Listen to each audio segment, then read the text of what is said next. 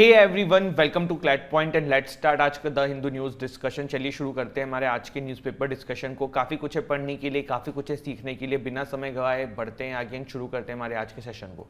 देखो, CLAT UG 2024 के लिए एवेंजर बैच क्लैट पॉइंट लेकर आ चुका है। आप इस कोर्स की पूरी डिटेल हमारे ऐप से चेक कर सकते हैं। This is revolution in CLAT preparation. Only 21,999 का ये कोर्स है। 7 बुक्स आपके घर पे आएंगी, लाइव क्लासेस हैं, पर्सनल मेंटरशिप है, मॉक टेस्ट है, एवरीथिंग यू नीडेड, सब कुछ है। 50+ मॉक्स हैं, वो भी सब इसी प्राइस में इंक्लूडेड है। क्लैट यूजी 2025 की अगर तैयारी करना चाह रहे हो तो हमारा विजेता बैच है, जिसमें आपको 2 ईयर्स के लिए सिर्फ 32,999 देना है। तो आप इसकी भी डिटेल हमारे ऐप से डाउनलोड करके चेक कर सकते हैं। एनएलसेट 2024, एनएलसेट 2025 के लिए भी बैचेस शुरू हो चुके हैं। तो if you are interested for एनएलसेट तो भी आप इस कोर्स की डिटेल चेक कर सकते हैं।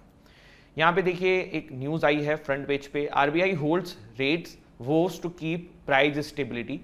तो यहाँ पे मॉनेटरी पॉलिसी कमेटी जो है वो बैठी थी। मेरा क्विज का क्वेश्चन आप लोगों से यही है कि मॉनेटरी पॉलिसी कमेटी साल में कितनी बार मीटिंग करती है, ठीक है। फिर यहाँ पे देखो लिखा हुआ है कि रेपो रेट जो है वो अनचेंज कर दिया गया है और जीडीपी ग्रोथ इन्होंने कुछ अपने हिसाब से बताया है। पर रेपो रेट क्या होता है, रिवर्स रेपो रेट क्या होता है, मॉनेटरी पॉलिसी कमेटी कैसे वर्क करती है, तो ये सारी चीज़ें की वीडियो जो है ना मैं इसके बाद में अटैच कर दूंगा, तब आपको ये समझ में आएगा, ठीक है। और आप लोग देखो, कोई क्विज का जब मैं क्वेश्चन पूछता हूँ नहीं भी आया करे ना तो भी गूगल करके दिया करो। यू वोंट बिलीव, बट ऐसी चीज़ें फिर हमेशा के लिए दिमाग में रह जाती है। और एग्जाम में अगर कभी क्वेश्चन आया ना तो आपको याद रहेगा कि हाँ सर ने क्लास में पूछा था, हमने गूगल किया, हमने लिखा था, तो ये आंसर है। और ऐसे ही क्वेश्चन आते हैं, कुछ अलग थोड़ा आ जाता है। इसके बाद है Canada is giving space to extremist says Jaishankar.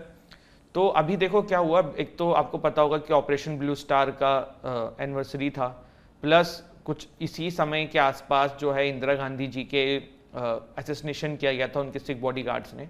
तो कनाडा में आपको पता है कि कुछ ऐसे तत्व हैं जो खालिस्तान सपोर्टर हैं और इस तरह की चीज़ें करते हैं। तो वहाँ पे उनके सपोर्ट में ना यहाँ पे रैली वैली निकाली गई थी। तो उसी के अगेंस्ट में जयशंकर जी ने बोल दिया कि कनाडा जो है ना वो एक्सट्रीमिस्ट्स को जगह देता है। आप लोग भी ये सोचते होंगे कि सर ये कनाडा क्यों करता है, क्यों इतनी जगह दे रखी है उसने सिख कम्युनिटी में, इस तरीके की भावनाओं को वहाँ पे जो लोग पन पाते हैं। तो देखो जवाब ये है ना कि यार वहाँ पे ना सिख कम्युनिटी बहुत है और इलेक्शन के लिए वहाँ की जो भी पॉलिटिकल पार्टी होती है उनको उनका सपोर्ट चाहिए होता है। अब ये किस्मत कुछ कहो या कुछ इस तरीके की बात कहो कि वहाँ पे जो लोग आज की डेट में पॉलिटिक्स में घुसे हुए हैं सिख कम्युनिटी के, उसमें से कुछ लोग ना बहुत ही ज़्यादा प्रो खालिस्तानी सपोर्टर हैं। और इसीलिए थोड़ा सा जो उनकी जो पॉलिटिकल पार्टीज़ है ना वो फिर उस तरीके से इंक्लाइन हो गई हैं। Monsoon sets in over Kerala after 7 days delays. तो लेट्स सी बारिश हम लोगों के यहाँ कब तक पहुँचती है। केरल में तो आ चुकी है। अब ये देखिए एडिटोरियल वाला पेज है, यहाँ पे उड़ीसा में जो ट्रेजिडी हुई है, ट्रेन ट्रेजिडी, उससे रिलेटेड आर्टिकल है। वी ऑलरेडी नो कि इसमें क्या करना है। ये कनाडा का है, ठीक है। अभी जो मैंने बताया ऑपरेशन ब्लू स्टार और खालिस्तान, उन सब से रिलेटेड ये आर्टिकल आया हुआ है।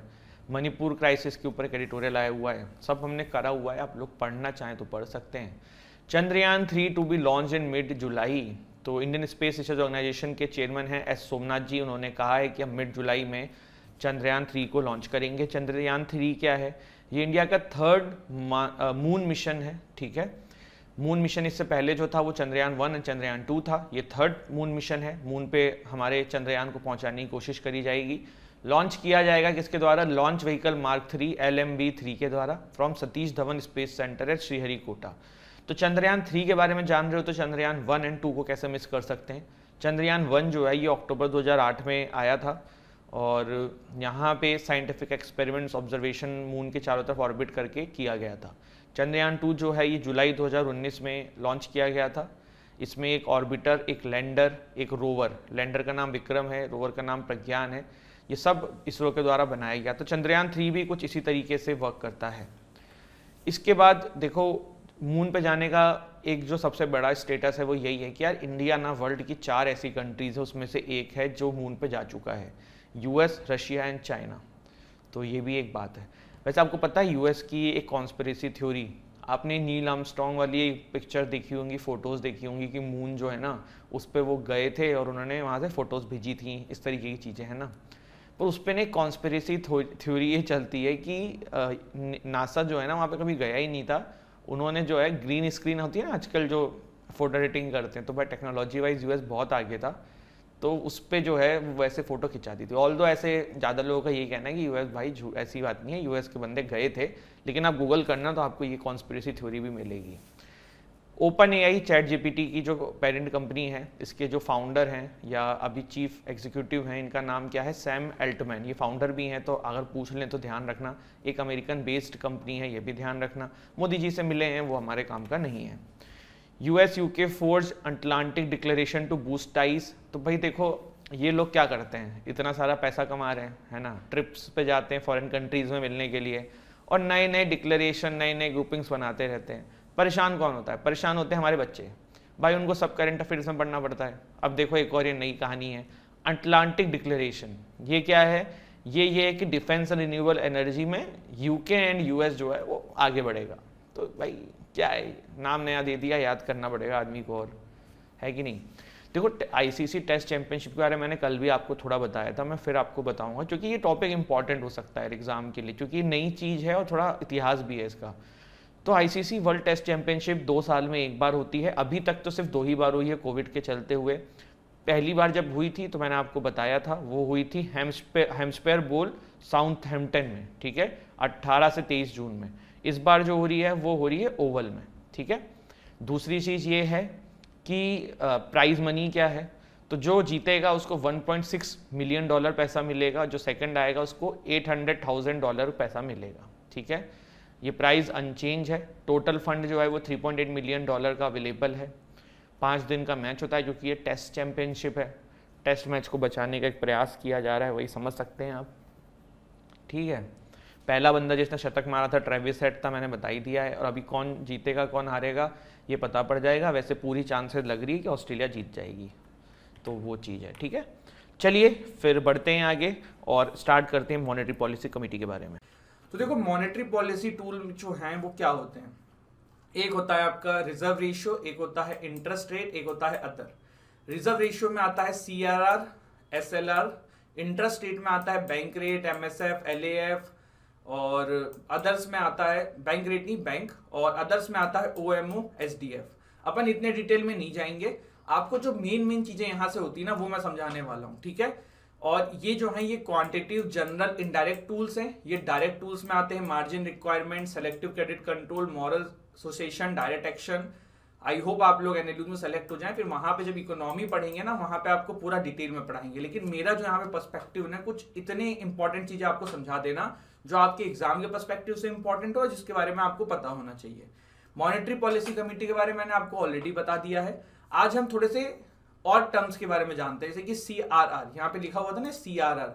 तो ये कैश रिजर्व रेशियो क्या होता है, तो ये पुराना आंकड़ा है, 3% रखने की बात करी जाती थी, अभी भी आई थिंक यही है। इसमें क्या होता है ना, बैंक को एक फिक्स परसेंट अपनी जो भी उनके पास धनराशि होती है उसका आरबीआई के पास पार्क करना होता है, पार्किंग मनी विद आरबीआई, जिसमें कोई प्रॉफिट नहीं है, कोई इंटरेस्ट नहीं मिलता है। आरबीआई एक 1934 में ऐसा लिखा हुआ है, और ये आरबीआई को ये बात समझने में मदद करता है कि भैया ये बैंक की हालत खराब नहीं है, कोई भी आके बैंक नहीं खोल सकता ना। तो एक फिक्स परसेंट जो है वो आरबीआई के पास आपको अपनी धनराशि का रखना पड़ता है, जिसे सीआरआर कहते हैं, ठीक है, क्लियर हुआ। इसके बाद देखो सीआरआर के भी और भी कंपोनेंट्स होते हैं, और सीआरआर अलग अलग बैंकों पे डिफर करता है। जैसे कि public sector banks and private sector banks को सीआरआर कंपलसरी है।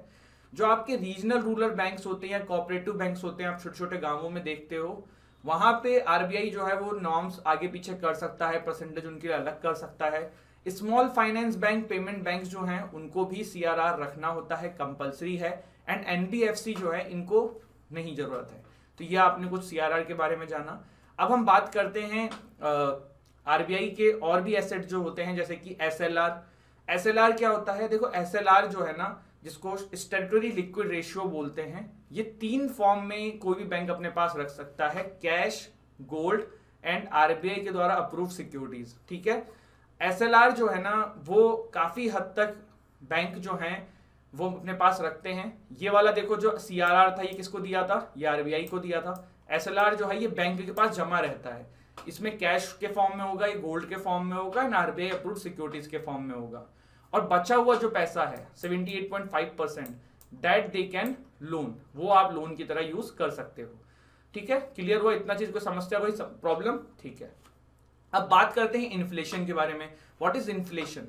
इन्फ्लेशन का बेसिक मतलब ये कि जब मुद्रा की वैल्यू कम हो जाए। अब जैसे मान लो यार, आज से 2 साल पहले भी आप आम खरीदते थे, 500 रुपए में 1 किलो आम आ रहा था सेम क्वांटिटी का। आज आपको 1000 रुपए में भी सेम क्वांटिटी का 1 किलो आम आ रहा है। सप्लाई इज कांस्टेंट, बट पैसा बढ़ रहा है और चीज उतनी ही मिल रही है। तो इससे क्या हो रहा है, मुद्रा की वैल्यू कम हो रही है। अब ऐसी सिचुएशन को कंट्रोल करने के लिए हमारी मॉनेटरी पॉलिसी कमेटी क्या करती है, इन्फ्लेशन को काउंटर करने के लिए रिड्यूस मनी सप्लाई कर देती है, और डिफ्लेशन को काउंटर करने के लिए मनी सप्लाई बढ़ा देती है। इन्फ्लेशन मतलब जब मुद्रा की वैल्यू कम होती है, जैसे यहाँ पे आप देखो, अब एक इसको जब आपकी मनी सप्लाई कम कर दी जाएगी तो इससे इन्फ्लेशन कैसे कंट्रोल हो जाएगा, आपको ये समझने में थोड़ा सा मदद करता हूँ। देखो, जब मार्केट में पैसा ही कम होगा तो बैंक लोन कम देगा, बैंक पैसे कम देगा, उससे क्या होगा, उससे लोगों के पास पैसा कम होगा, लोगों के पास पैसा कम होगा तो महंगाई जो है वो धीरे धीरे कम होगी, ऐसा एक अनुमान लगाया जाता है। और जब भारत में ऐसा हो कि भैया डिफ्लेशन चल रहा है, जब जस्ट इन्फ्लेशन का अपोजिट, तब कैश फ्लो बढ़ा दो मार्केट में जिससे कि लोग खर्चा करें। तो ये कुछ सामने आपकी चीजें हैं। अब utility of CRR SLR versus inflation क्या होती है?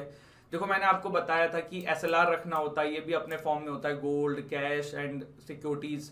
CRR के बारे में बताया। अब देखो, इन्फ्लेशन के केस में कैन बी लोन्ड जो मनी है ना, बैंक के पास ज्यादा रख लो, इससे क्या होगा, मार्केट में पैसा कम जाएगा, और मार्केट में पैसा कम जाएगा तो भैया खर्चा कम होगा, महंगाई कम होगी। और जब डिफ्लेशन हो रहा हो तो कैन बी लोन वाला जो परसेंटेज है वो बैंक के पास कम बचता है, जो कि बैंक ज्यादा लोन देने लग जाती है। फिर क्या होता है, उसमें ये केस में मार्केट में पैसा बढ़ता है, लोग खर्च ज्यादा करते हैं। तो ये एक तरीका होता है। अब देखो, बैंक रेट क्या होता है? बैंक रेट देखो वो तरीका होता है जिससे बैंक जो है वो RBI से लॉन्ग टर्म लोन्स लेती है, और ये जो लॉन्ग टर्म लोन्स लिए जाते हैं ना, विदाउट किसी कोलेटरल या कुछ रखे हुए, और इस पे जो इंटरेस्ट पे करती है बैंक RBI को, वही बैंक रेट कहलाता है। ठीक है, अगर आपसे कभी पूछ लेना कि लॉन्ग टर्म लोन्स क्या होते हैं, तो बैंक रेट को ही लॉन्ग टर्म लोन्स बोलते हैं जो RBI से बैंक लेती है। तो ये आपने समझा। अब रेपो रेट क्या होता है? रेपो रेट में देखो, बैंकों को ना कोलेट्रल रखना होता है RBI के सामने, और कोलेट्रल जब RBI के सामने बैंक रखती है, उसके बदले में RBI उनको कुछ पैसा देती है, और जो पैसा RBI उनको देती है उसके ऊपर जो इंटरेस्ट लगता है वो रेपो रेट कहलाता है। ये शॉर्ट टर्म के लिए लोन दिया जाता है, इसीलिए इसको शॉर्ट टर्म लोन भी कहा जाता है, और इसके ऊपर जो इंटरेस्ट लगता है वो रेपो रेट कहलाता है। क्लियर हुआ इतना? आई डोंट थिंक इतने में आपको कोई समस्या अभी तक आनी चाहिए। ठीक है, अभी क्या है, ये आपको मैंने रेपो रेट के बारे में बताया। अब now this is reverse repo rate. क्या होता है रिवर्स रेपो रेट? भाई देखो, बैंक जो है RBI के पास अपना पैसा पार्क कर देता है। जब बैंक के पास ज्यादा पैसा है, मार्केट में कोई ले ही नहीं रहा है, तो बैंक क्या करता है, वो पैसा RBI के पास पार्क कर देगा, और RBI जो है फिर वो पैसा वापस बैंक को दे देगा। RBI जब उस पैसे के ऊपर जो बैंक को इंटरेस्ट देगा, वो आपका रिवर्स रेपो रेट कहलाता है। क्लियर हुआ? समझ में आया? और उसके बदले में RBI जो है बैंकों को गवर्नमेंट सिक्योरिटीज भी दे देता है, जिससे कि सामने वाला बैंक भी सुनिश्चित हो जाए। तो आई होप ये टर्मिनोलॉजीज जो हैं आपको समझ में आ चुकी हैं, कैसे क्या होता है ये क्लियर हो गया है। अब बात करते हैं अभी क्या न्यूज है। देखो, RBI raises rates to tame inflation. RBI ने क्या किया, Reserve Bank of India monetary policy committee on Wednesday voted to raise the repo rate by 50 basic points. अब रेपो रेट के बारे में मैंने आपको बताया था। रेपो रेट क्या है? इट्स शॉर्ट टर्म लोन्स, है ना। इससे क्या होगा, जब बैंक के पास पैसा कम आएगा, जब यहाँ पे इंटरेस्ट रेट ज्यादा कर दिया, ठीक है, जब ये इंटरेस्ट रेट ज्यादा RBI से बैंकों को पैसा लेने में लगेगा, तो बैंक जो है RBI से पैसा कम लेंगे, और फिर बैंक जब पैसा कम लेंगे तो वो आगे भी पैसा कम देंगे, पहली चीज। दूसरा, जब हाई इंटरेस्ट रेट पे लेंगे तो वो आगे भी हाई इंटरेस्ट रेट पे देंगे, तो लोग जो है कम खरीदने आएंगे। तो यहाँ पे ये किया गया है जिससे कि इन्फ्लेशन को काउंटर किया जाए RBI के द्वारा। समझ में आया? ठीक है। इसी कमिटी ने डिसाइड किया है कि रेपो रेट को 4.4% कर देंगे, 40 बेसिक पॉइंट बढ़ा देंगे विद इमीडिएट अफेक्ट। अब पहले तो थोड़ा सा रेपो रेट पे आएंगे, उससे पहले ये जान लो कि ये मॉनेटरी पॉलिसी कमेटी क्या होती है। देखो, मॉनेटरी पॉलिसी कमेटी ना आपकी repo rate, reverse repo rate, bank rate, ये सब तय करती है। मॉनेटरी पॉलिसी कमेटी के अंदर होते हैं RBI के गवर्नर, दूसरा बंदा होता है फ्रॉम RBI, तीसरा बंदा इज ऑल्सो फ्रॉम RBI, चौथा गवर्नमेंट नॉमिनेटेड, पांचवा गवर्नमेंट नॉमिनेटेड, छठवा गवर्नमेंट नॉमिनेटेड। तो 6 मेंबर्स की ये मॉनेटरी पॉलिसी कमेटी होती है। ये आपके जो है बाय मंथली मिलते हैं, ठीक है, ये ध्यान रखिएगा, बाय मंथली ये लोग मिलते हैं। इसके अलावा मॉनेटरी पॉलिसी क्या होती है, मैं वो डेफिनेशन से क्या करना है। अब देखो, जब भी हमारे देश में इन्फ्लेशन होगा, उसको काउंटर करने के लिए RBI क्या करता है, मनी सप्लाई कम कर देता है। और जब भी डिफ्लेशन होता है तो मनी